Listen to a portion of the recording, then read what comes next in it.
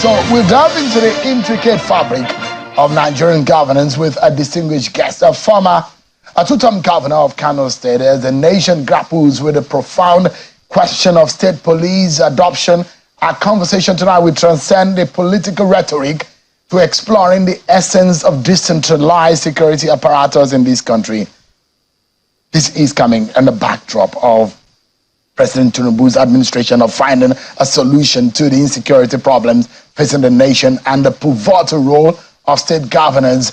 We will tonight try to unravel the complexities of power dynamics, the sovereignty and constitutional imperatives of our country. I'm being joined tonight by former governor of Kano State, Shekarau, who was a driving force behind the creation of the local police, the Hisbar Guard. He joins us from our Kano studio. Many thanks for joining us tonight, Your Excellency. Thank you very much. It's a pleasure being with you, Sheun. Thank you.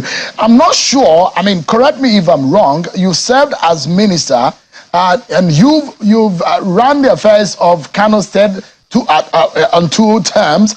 I'm not sure there is a time that the federal government and the state governors will collectively sit in one room and agree on state police.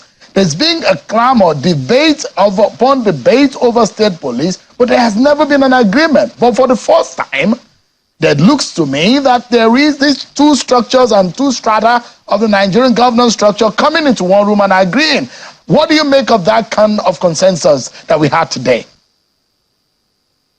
I think, Mr. Sheun, let me commend the leadership by coming together to address this very protracted, very, very serious and sensitive issue of security in our country.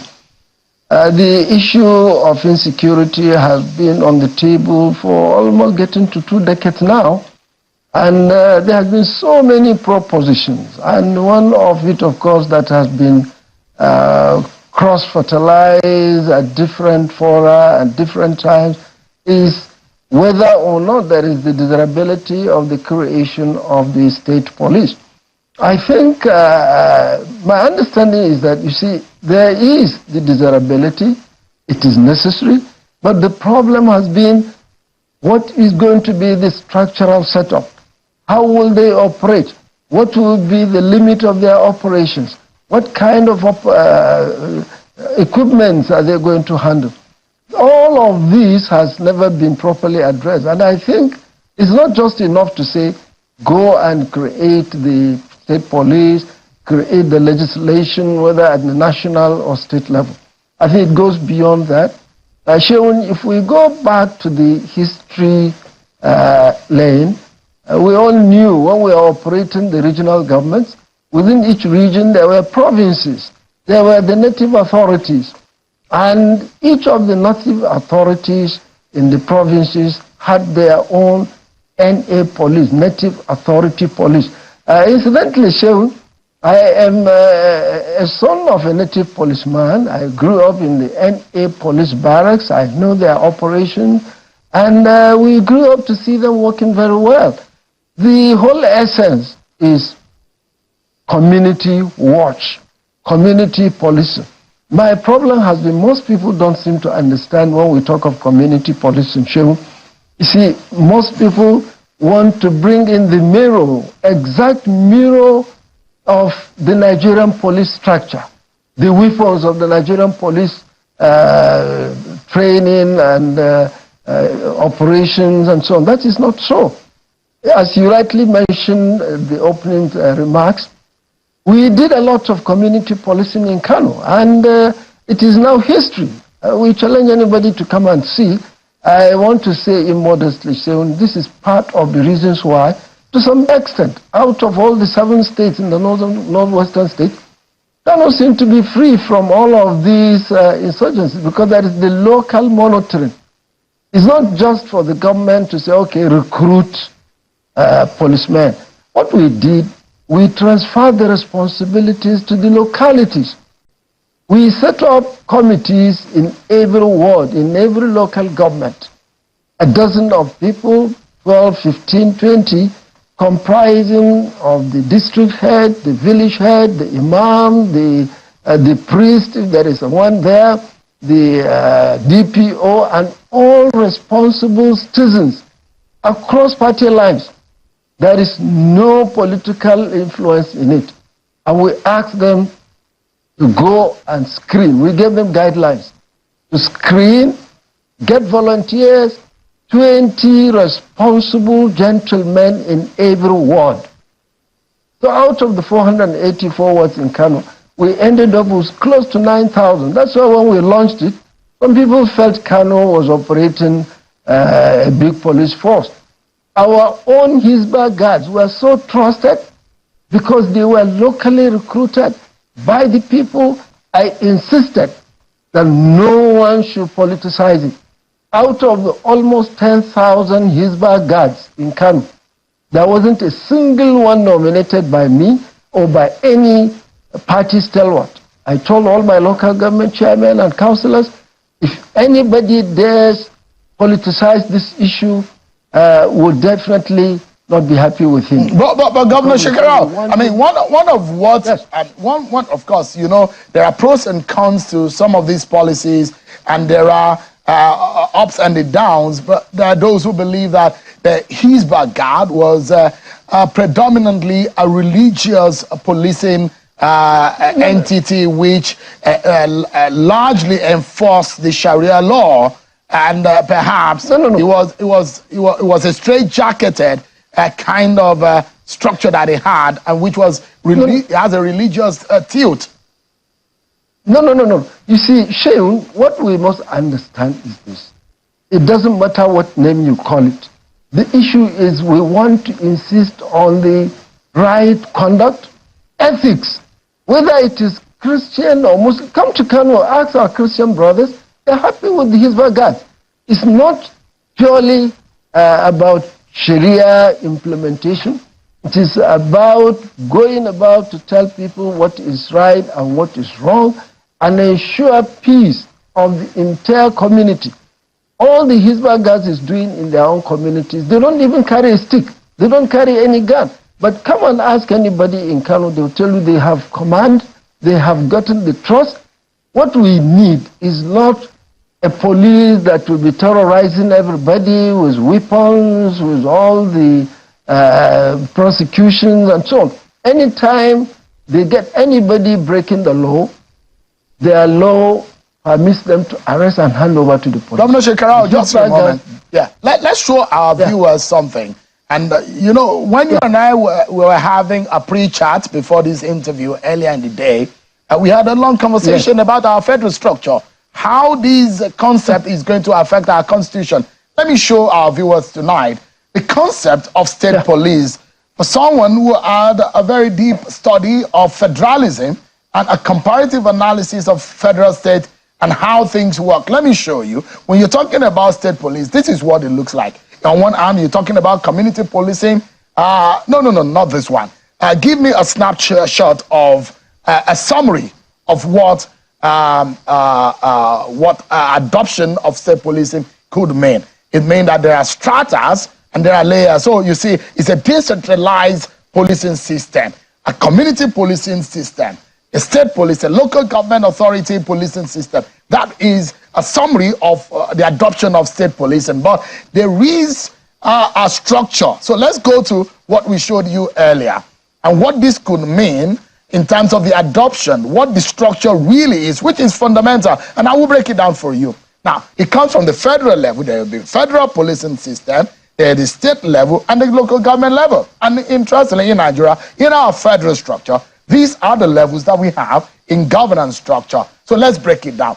So the federal police will only have their business on national law enforcement, border issues, national security, counter-terrorism. So you go to the state level, they are only bothering themselves about maintaining law and order.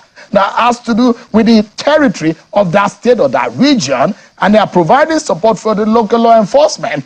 The municipal, the grassroots, the local government, which Governor Shekarau was making reference to, the local government level, they bother them, they will have to deal with issues of neighborhood security, emergency, patrolling. That's what is operating. So let's look at how this has operated in some other crimes. And I will show you 3 federal states across the globe where this is operated, where they are using it in the United States, for example, in Germany, in Australia. These are the places where this has happened. And so, Governor Shekarau, I mean, you have had, you know, an understanding of this. We had this conversation. Before Nigeria can adopt this, it means that we need to rejig our constitution and tweak our constitution, isn't it? But I think, Mr. Sheun, in the meantime, as far as our constitutional structure is concerned, I don't think that is exactly what will be operating. You see, you can't separate all these levels. There's no way you will say, okay, the federal police have no business with the state matters and the state police will have no business with the local matters. All we are saying, let there be, you see, I always want to use community watch. This is what we're talking about. Community intelligence watch, community intelligence gathering. These insurgents are not living in the moon. They're not living from somewhere apart. They live with the people. All we need to do is the government to get them coordinated. And Mr. Sheikh, don't forget, we cannot do this without the traditional institutions. That's why that of Kano succeeded. Whatever name you call it, you see, it's not the weapons they take, it's not the powers that you give them. If you take the legislation we did in Kano, the first statement was that the Hisbah Guards is to assist the Nigerian armed forces in the maintenance of law and order. That is exactly basically what they were doing, and these were locally being used. And by the time the people owned them up, and they realized that it was not political structure, it was not collection of party thugs that can be used, because that has been the fear of most of our political leaders in the past that have been arguing against state police, that they are going to be used during election, they will terrorize people. If you get a governor that is crazy, will use it to terrorize opponents and so on. This is not the kind of policing we are after. I think what we need is a community policing owned by the communities, and government is only coordinating so that there is a coordinated chain. For example, the Hisbah Guards were established in Kano. There is the headquarters in Kano. There is different levels of commands, up to the ward level, up to the village level. And in each of these levels, the district heads, the village heads, the local heads are involved. In fact, they are chairmen of the committees. We have at the state level the Hisbah board comprising the elders. In fact, non-political actors are in the board. The police is represented there. The other paramilitary organizations like immigration, custom, in the law were represented there. All we're after is, if you like, we need a setup that will be intelligence monitoring, intelligence gathering and monitoring of their respective communities. This is what we want. And unless we involve the traditional institutions who are up to today being respected in each of the corners of Nigeria, they are to be involved, they are to be guided. All what government does is the coordination, the funding, and of course the training. We spent a whole year after establishing the Hisbah Guards training them at different levels. Governor Shekarau, the highest command downwards. Yeah. So I think the structure you are talking about in Germany, in the US, I don't think that is, we have not gotten there, Sheun. What we need is community monitoring. And at a certain point, Sheun, when we were in the Senate, I think it was either 2020 or 2021, there was a time the Senate invited the then Inspector General of Police, one Mohammed something. He stood there for 5 hours being drilled. In the end, he pointed at me and told the Senate President, Mr. President, that is Kano State government sitting among you. He had done community policing. It is working. The police are working with them. They are happy doing the same thing. They are monitoring. People are trusting them. In fact, you'll be surprised that in Kano, people prefer to take their cases to the Hisbah board offices to the Hizbah offices, including the non-indigenous that you call, including the non-Muslims. Ask any Christian in Kano. Initially, when we started, people thought this is religious-based, and it will terrorize, it will deny people their rights, and so on. And we argued with the Obasanjo government, and we defeated them up to the Supreme Court. Because we went through the legislation, we went through the process provided by the Constitution, and I kept challenging anyone to go and challenge the Hizbah setup, which we did through the constitutional procedure and legislated. And up to today, nobody has challenged it, and it is working. Governor Shekarau, we are not talking. Yeah. So let's look at some of the propositions and what President Tinubu told the governors today. And I'd like to get your reactions to... Let me quickly interject. After that sitting in the Senate, the Inspector General of Police invited me. I came there with my team. Some of the senior officers in the headquarters know that. We removed the name Hizbah. What the police, Nigerian police, have today as a document of the community policing was produced by me and my team.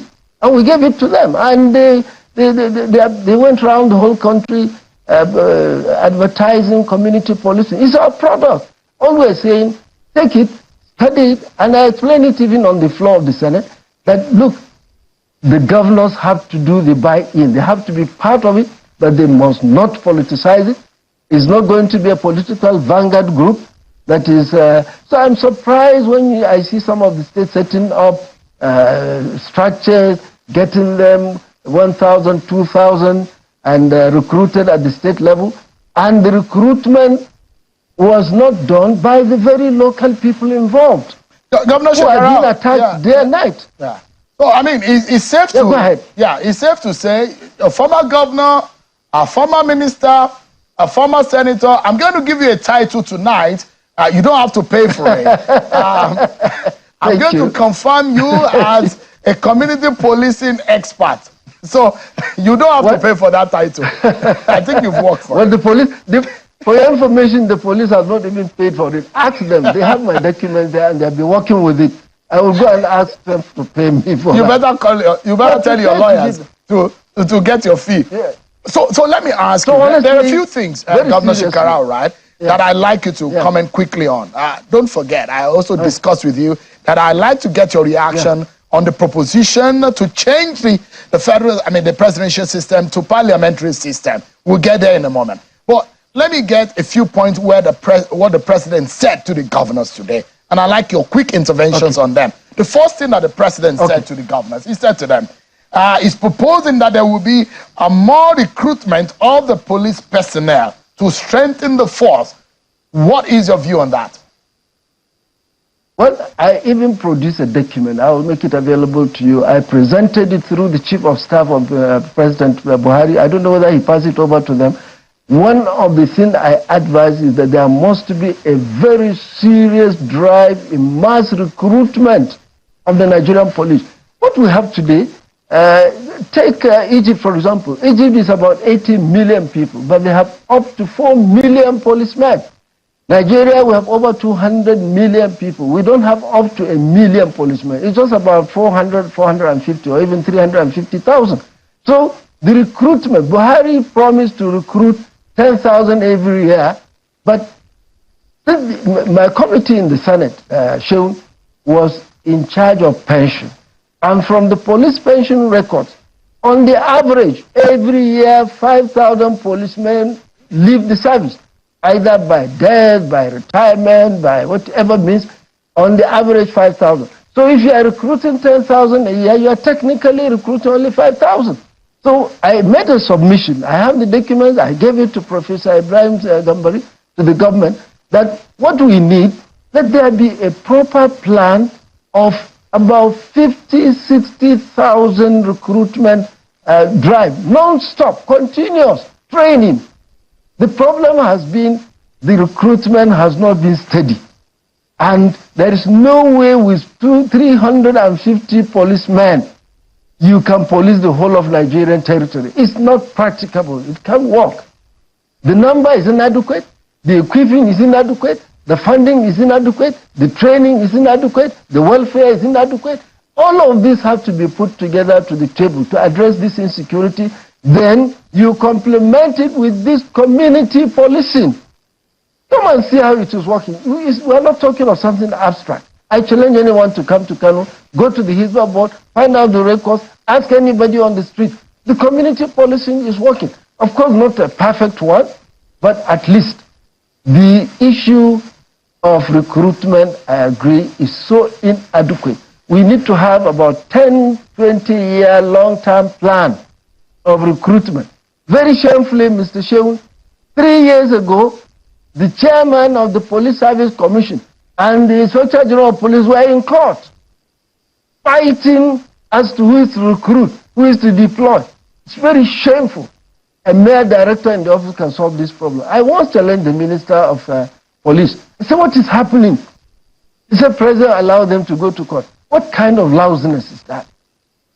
For that reason, for 2 good years, there was no recruitment anywhere. We can't proceed in this. So there must be the leadership, there must be the long-term plan. Another issue that I'd like to get your view on is the fact that the president has said, governors, give guns to rangers, forest rangers, because in the forest, bordering the state, at where some of these criminals are hibernating and hiding and killing and kidnapping, abducting innocent citizens. So the president has asked the governor to strengthen their forest rangers and arm them to keep all the forest safe from criminals.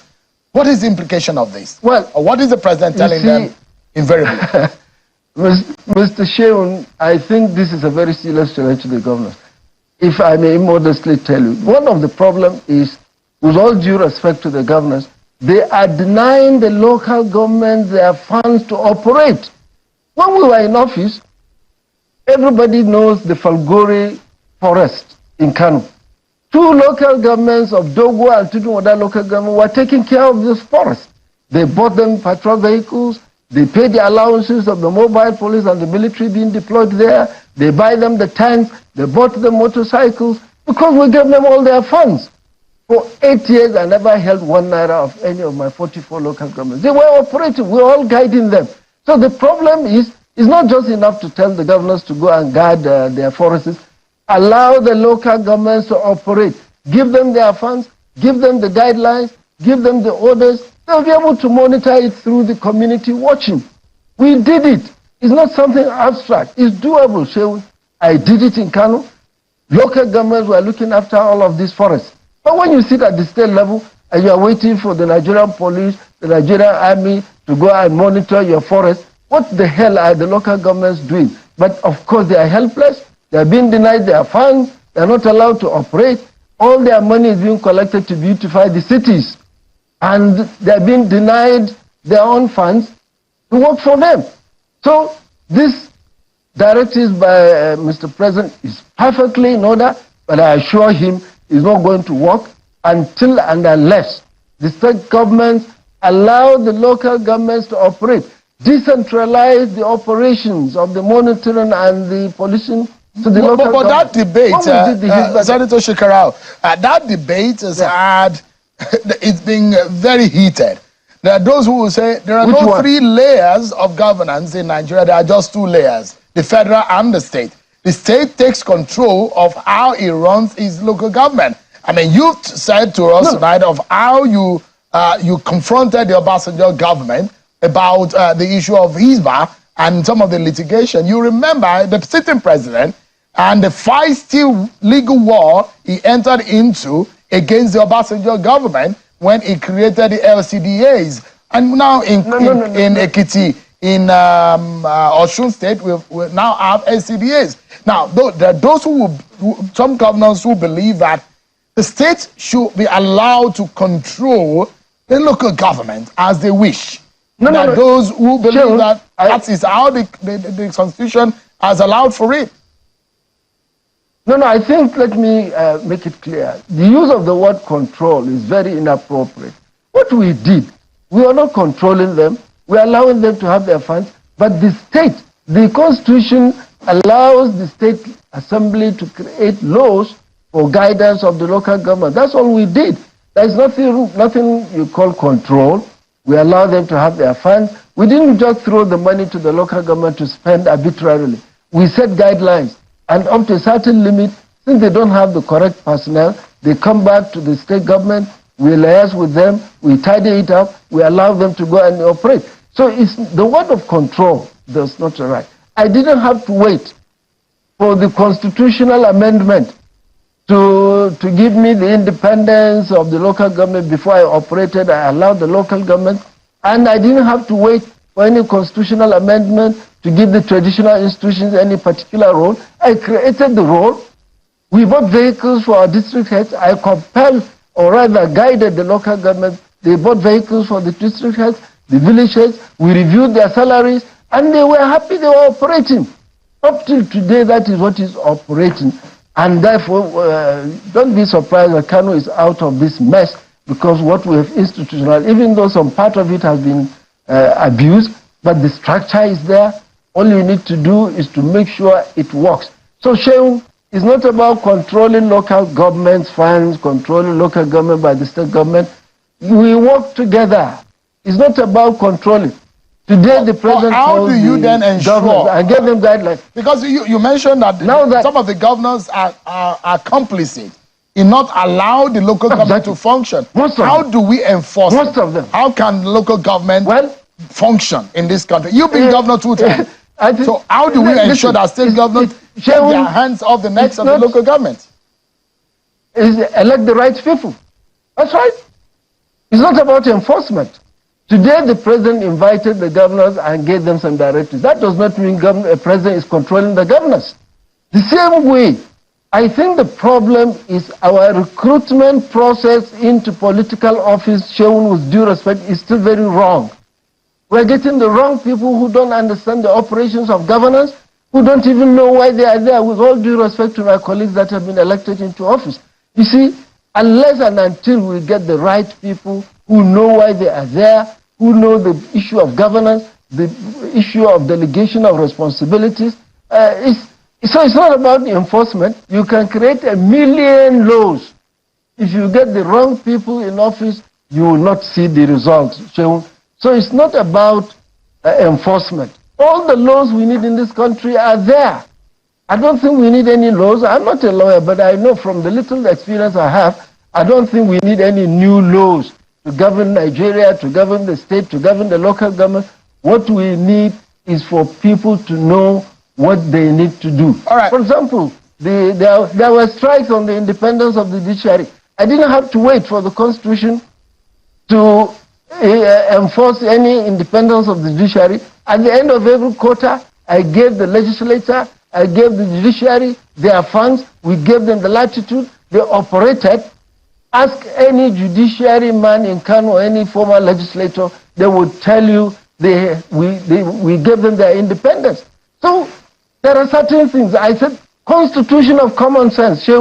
We don't have to write everything on the pages of the Constitution. Let me ask you. Realities. Yeah. Let me ask you quickly. Let's get the right people in office and we see the right thing. There is the 2014 confab. And those who sat in that confab will tell you that the structure to operate some of these things are already in that document, which is gathering dust somewhere in the presidential villa when it was submitted. Would you be advocating? Because those who also will say, oh, this is a tacit endorsement of a restructuring concept, which President Tinubu, when he was a pro-democracy agitator, well, he himself and his colleagues were advocating for. I mean, are you going to be advocating tonight that the president should dust that up, that document, and everything that is needed perhaps is in that document? Do you think? I think very well, Shewan. I have gone through that document. It was 2014 during Jonathan's government. He personally handed it over publicly at Eagle Square to Mr. President Buhari, and nothing was done about it. I think I will advise Mr. President Tinubu, dust this up, bring it up, maybe set up a small committee, review it, see things that are doable. Most of these things we're talking about are there. I am for restructuring. But you see, you have 1 million types of interpretations of restructuring. What I mean by restructuring is let us come back to allow bottom-up structure of government there should be some participation of the people correctly, and where you put in too much powers in the executive, I think is not helping us. I am for restructuring, and I will prefer the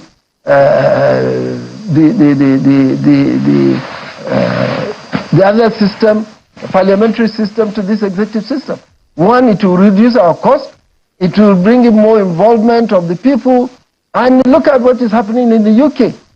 At every time when the Prime Minister misbehaves, they will quickly get rid of him or allow him to resign and elect another head of the government. But today is a very big hard nut to break when you talk of impeachment of the president. Some people have tried it, it never worked. So this kind of situation must be changed. We must really come back, look inwards and solve our problem by changing the entire system. I have no problem with the restructuring, but what is important is what do we want to achieve with that? Let's get to the table. All and right. I think Confirm 2014 addressed a lot of this. Let's go back to the table and see what's happening. I think somehow it's not just enough for the president to give them that directive. Let it be processed. I understand some legislators in the National Assembly have tabled a proposal for a review so that we go back to the parliamentary system. I commend them. I only hope the legislators will really think deeply and consult. And I'm sure many Nigerians will go for it. And I'm sure all of these problems will be solved. So finally, even though I'm not finally, I still insist, Sheun, part of our problem is recruitment of the right people. A situation whereby we buy offices, we buy candidature, we spend money to buy delegates, to put in people in office. There's no way you can get the correct people. Nigeria has the best of people in every aspect you can think of. Our problem is, let us get committed, identify those that can do the job, and allow them to do it. Yeah, it's a challenge. Governor Shekarau, I just have a little, just about 1 minute or thereabout to go. But I wanted to conclude this conversation on the decision of President Tinubu and the governors today. Would you say it's a good decision in the right direction? It is. It is a good decision in the right direction, and I hope it will not just end like the usual political statement to pacify the people. Let us see action. Some states are already acting generally, but I think there needs to be some synergy.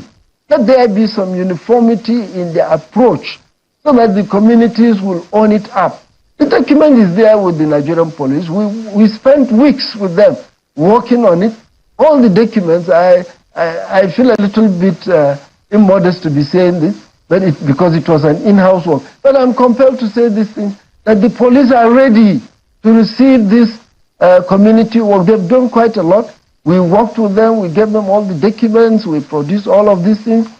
But this will not work until and unless the president and the governors buy into it. My suggestion is that there should be a retreat where the president and the governors and all the security chiefs and those of us that have tried this thing and work, we sit and discuss this.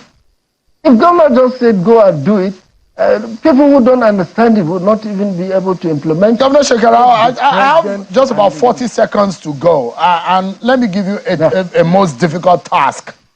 And it's on the issue that the president also raised, and which is about food shortage and increase in prices of food.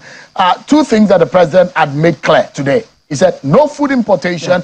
We will look inwards locally. Secondly, it will not fix price of commodity, despite the order coming from the court based on what Femi Falana has asked the court to do. Is the president, did he take the right decision today? Just in 30 seconds, if you may. No. I think, Sheun, I subscribe to the argument that we are not complaining of the shortage of food. The problem is people cannot buy the food. If you go to the market, the food items are there. The purchasing power, the value of what you are going to get when you give out the money is nothing much to write home about. So a salary of 30,000 will not give you more than half a bag of your rice, which will not last more than a week or two. So what we're saying, the food is there, and I support the government to bring in the grains out, but that is not the end of it. If the grains are out, whether you're giving it free or people are buying, that's not the issue. What are you doing in the currency issue? The value of the naira that is depreciating by the days. And this is the problem. So the purchasing power of our money is the problem, and the food is there. So whether you import or don't you import, whether you allow the farmers to produce or whatever, this is a long-term thing. All right. The issue now is government has to address the economic policy to make sure the money in our hands can buy the food in our houses. All right. Senator Ibrahim Shekarau, a former two-term governor of Kano State, a former federal minister. Thank you so much indeed. Don't forget the title that I gave you tonight. Use it and use it very well because it comes very at no cost to you. But I'm giving you on the national television. It will work well. Thank you. As a community policing expert. You deserve Thank you very much. And it's going to be consultancy free of charge. Whoever wants it is welcome. All right. Including Mr. President. Thank you so much indeed. And it's good to see you again. Thank you very much. Senator Shekarau. Thank you so much indeed for your time. It's a pleasure being here. See you. Yeah.